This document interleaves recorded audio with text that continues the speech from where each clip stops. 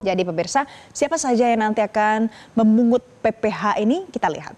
Pemirsa, pasti Anda sudah tidak asing dengan 4 platform yang biasa kita gunakan sehari-hari. Mulai dari Blibli, kemudian ada Lazada, ada Shopee, dan juga ada Tokopedia. Toko hijau, toko biru, toko oranye. Nah, ini nantinya adalah beberapa tempat yang akan memungut PPh dari merchant-merchant yang berdagang di platform mereka. Dan keempat platform ini yang sudah ditunjuk secara resmi oleh Kementerian Keuangan seputar pemungutan pajak penghasilan di pasal 22. Jadi nanti ini akan berlaku untuk semua yang berdagang secara online di 4 lapak ini. Tapi pemirsa, ada aturannya. Jadi PPh hanya dipungut dari pedagang atau pelapak dengan omset di atas 500 juta rupiah. Jadi di atas 500 juta rupiah, kurunnya sampai sekitar 4,8 miliar rupiah. Adapun besaran pungutannya PPh 22 ini adalah 0,5% dari peredaran bruto yang diterima oleh pedagang dari 4 lapak ini. Jadi pemirsa, sebenarnya ini adalah aturan yang sudah ada di dalam Undang-Undang tentang PPh. Undang-Undang PPh menyatakan kalau nantinya semua harus membayar pajak, khususnya pajak penghasilan, tapi saat ini ditambahkan instrumennya. Instrumen pemungutannya ada di 4 lapak tadi dengan kriteria yang memiliki omset penjualan lebih besar dari 500 juta rupiah akan dikenakan 0,5% untuk pajak penghasilan. Nah, faktanya pedagang online itu sebenarnya sudah mengeluarkan cukup banyak biaya-biaya lain pemirsa sebelum adanya pajak ini yang ternyata akhirnya harus dipungut juga dari 4 platform ini.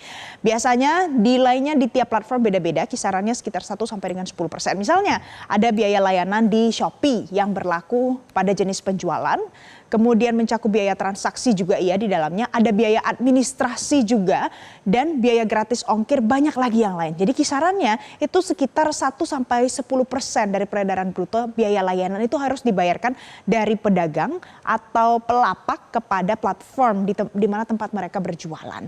Nah, jadi bagaimana sebenarnya mau menyikapi perihal aturan yang baru diberlakukan ini kepada para pedagang atau seller online? Hari ini akan saya ajak Anda, kita akan bahas bersama dengan ekonom Universitas Paramadina, Wijayanto Samirin, dan juga pelaku e-commerce atau pedagang online Sandy Deka Saputra yang ia juga menjual barang dagangannya dengan nama Sandy Leather di beberapa platform marketplace. Pemirsa, Anda bisa menyampaikan pendapat akan aturan ini dengan men-scan QR Code yang tampil di layar kaca. Nah, saya mau sapa dulu Pak Wijayanto, selamat pagi. Mas Sandy, selamat pagi. Selamat pagi. Pagi Mbak Valen. Oke. Salam sehat. Pagi. Sehat. Nah, Pak Wijayanto, saya mau tanya dulu ke Pak Wijayanto. Jadi sekarang kalau misalnya nih ada instrumen tambahan yang nantinya untuk membuat orang semakin taat pajak, ini harus disikapinya bagaimana? Apakah harus komplain pada pemerintah, loh kok pajak saya malah harus bertambah dan susah dihindari, atau oh bagus nih nanti akan lebih gampang bayar pajaknya? Ya, kita harus melihat bahwa sebenarnya ini bukan kebijakan baru. 0,5% atas gross sales itu sudah diputuskan lama. Tetapi memang yang baru adalah mekanisme pengumpulannya. Kalau dulu masing-masing UMKM itu melaporkan, membayar begitu ya, mereka harus proaktif bekerja.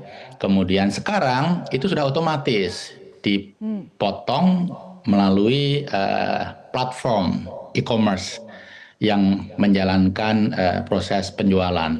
Jadi ini merupakan satu hal yang lebih simpel bagi pemerintah, juga bagi para pelaku usaha. Sekaligus ini mendidik ketaatan membayar pajak. Jadi compliance-nya, karena compliance di Indonesia ini isu yang sangat besar. Sehingga walaupun dari sisi potensi penerimaan negara itu hanya sekitar 1,5 sampai 2 triliun saja tambahannya. Tetapi ini penting karena seperti mengedukasi seluruh pelaku usaha untuk comply membayar pajak sejak masih UMKM. Jadi nanti diharapkan ketika membesar menjadi korporasi, kemudian keluar dari ranah 4,8 miliar, kultur membayar pajak itu tetap ada. Jadi ini upaya yang sangat strategik menurut saya, bukan untuk meningkatkan penerimaan negara, tapi untuk mendongkrak compliance. Kita jangan melihat sekarang, tapi kita melihat 10 tahun dari sekarang. Karena Pak seperti Wijayanto. Sandy Leather ini 10 tahun dari sekarang bisa jadi menjadi korporasi besar. Baik. Oke, Dan ketaatan Pak. membayar pajak ini diharapkan bisa bertahan sampai Baik. nantinya. Pak Wijayanto, kalau Anda katakan tadi penerimaannya mungkin tidak besar 1 sampai dengan 2 triliun tapi bisa meningkatkan ketaatan. Nah, pertanyaan sebaliknya, menurut Anda apakah tidak ada efek lain yang diterapkan dari pajak ini lebih otomatis untuk para pedagang online? Apakah mereka mungkin akan mencari celah supaya bagaimana supaya terhindar dari pajak atau ya sudah pasrah saja? Ya, saya rasa ini tidak akan memberatkan siapapun ya, karena nilainya kan 0,5%.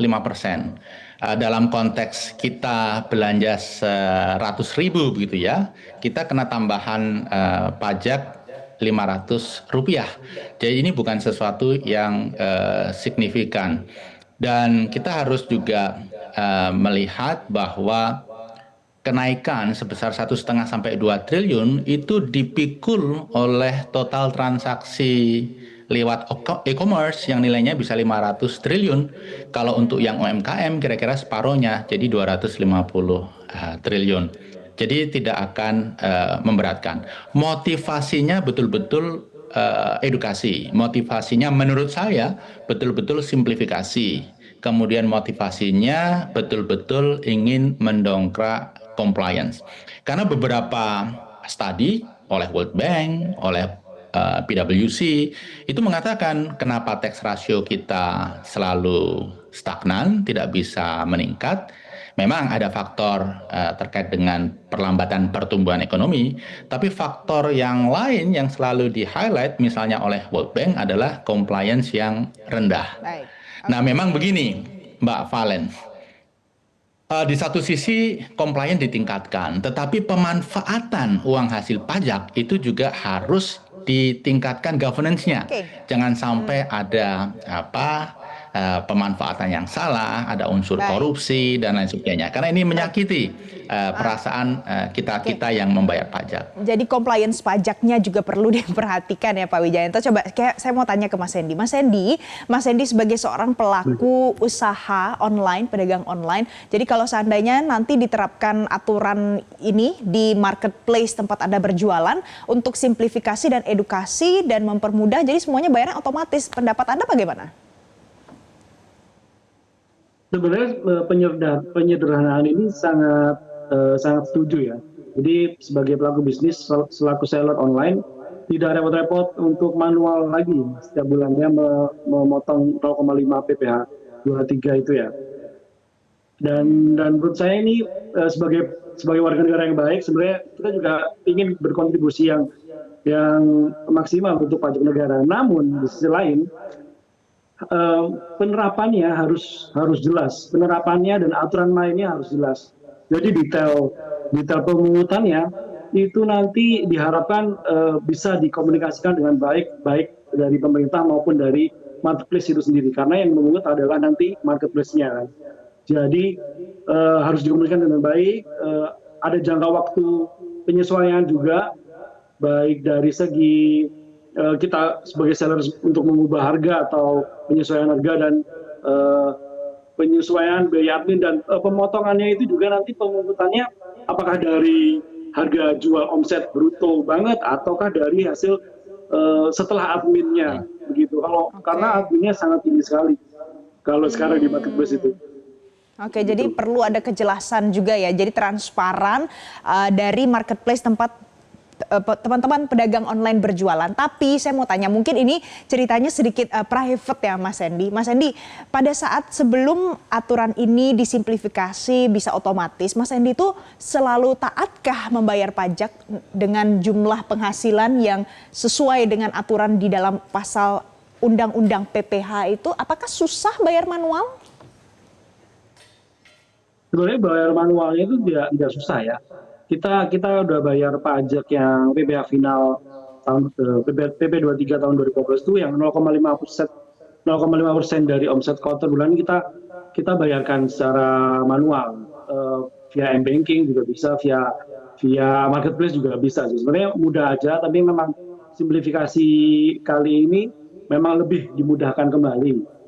Oke, jadi selama ini juga sudah bayar ternyata pemirsa pajak 0,5% itu dan tidak ada masalah apa-apa sebenarnya, tapi ini mempermudah. Nah, Pak Wijayanto, menurut seorang ekonom Universitas Paramadina, jadi kalau seandainya pedagang online menuntut ini harus transparan dengan marketplace-nya dan bagaimana aturan pemerintah. Apa yang harus dilakukan oleh marketplace dalam hal ini?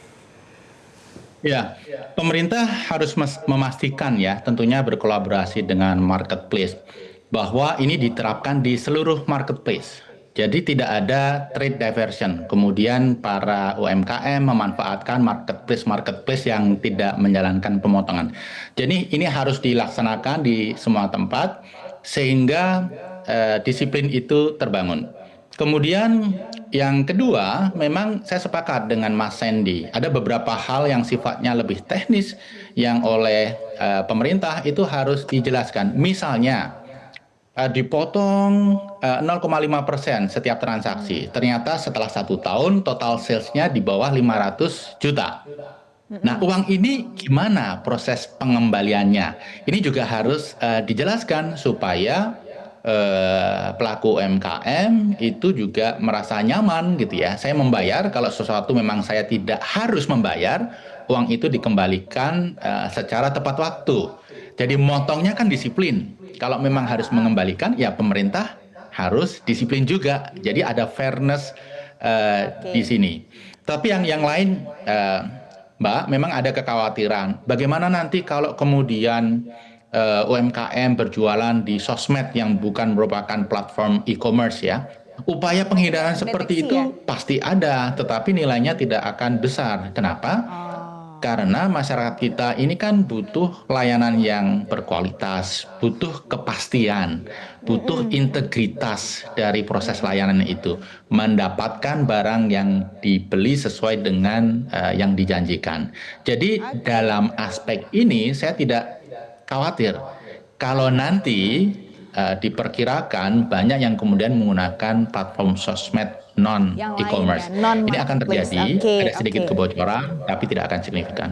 Baik, jadi ada saja kemungkinan untuk orang pedagang online tidak mau menggunakan marketplace untuk menghindari yang otomatis ini, tapi mungkin jumlahnya kecil. Nah, terakhir saya mau tanya ke Mas Sandy. Mas Sandy, kalau seandainya ada yang bisa di-review atau mau menyampaikan aspirasi terkait dengan jumlah pajak yang ditagihkan pemerintah kepada pedagang online sejauh ini, apakah ada yang mau disampaikan? Apakah ada yang harusnya diubah nih angkanya gitu?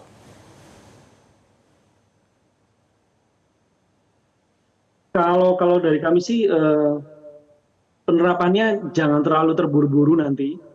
Kalau dari kami, untuk angkanya memang sesuai yang sebelum-sebelumnya juga ada pajak yang PP23 itu, tapi jadinya kita sebagai seller juga harus prepare gitu. Untuk angkanya sih kita ya 0,5% untuk yang terkena pajak kan misalnya 500 juta ya, minimal 500 juta sampai 4,8. Menurut kami itu layak untuk menjadi objek pajak, tapi penerapannya dan teknis pemungutannya harus berhati-hati, harus pelan-pelan dan dikomunikasikan dengan baik. Oke, jadi intinya penerapannya nanti implementasinya bagaimana harus jelas pemirsa aturannya seperti apa, hitung-hitungannya dari angka yang mana. Karena banyak sebenarnya biaya-biaya yang dibayarkan oleh pedagang online, tapi intinya peraturan ini akan mempermudah orang untuk membayar pajak dan semua lebih taat pajak. Saya mau berterima kasih pagi ini ke Pak Wijayanto Samirin, ekonom Universitas Paramadina, dan juga ada Mas Sandy Deka Saputra, pelaku e-commerce atau pedagang online yang sudah bergabung bersama kami di Selamat Pagi Indonesia. Jelajahi cara baru mendapatkan informasi. Download Metro TV Extend sekarang.